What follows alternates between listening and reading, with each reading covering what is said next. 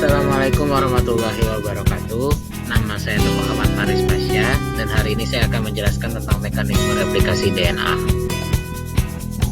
Pertama, apa itu replikasi DNA?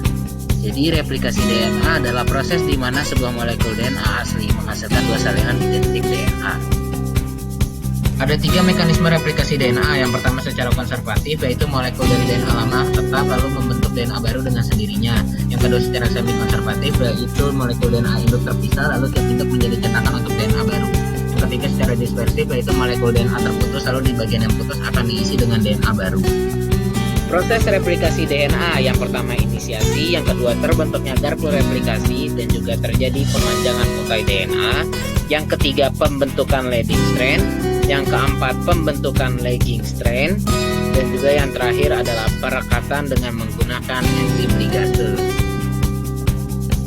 Yang pertama proses inisiasi. Proses inisiasi adalah langkah pertama dalam replikasi DNA, yaitu dengan memisahkan untaian, biasa disebut dengan proses enzim.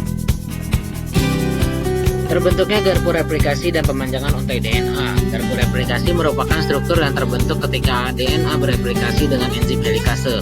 Untai ganda akan terpisah dan masing-masing akan menjadi cetakan untuk DNA baru.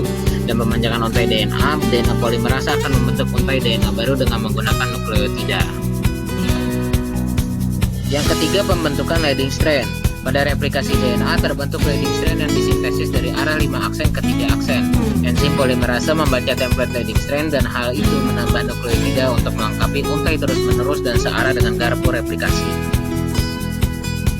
Yang keempat, pembentukan lagging strand. Lagging strand adalah untai DNA berkembang yang disintesis berlawanan dengan garpu replikasi. Lagging strand direplikasi dalam fragmen yang disebut fragmen Okazaki.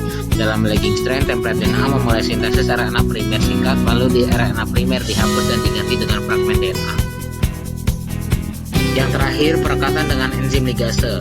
Proses terakhir adalah enzim ligase akan menyegel tiap-tiap fragmen DNA yang terbuat dari kedua DNA dan membentuk heliks ganda secara terus-menerus. Itu saja penjelasan dari saya. Terima kasih. Mohon maaf bila ada kesalahan. Wassalamualaikum warahmatullahi wabarakatuh.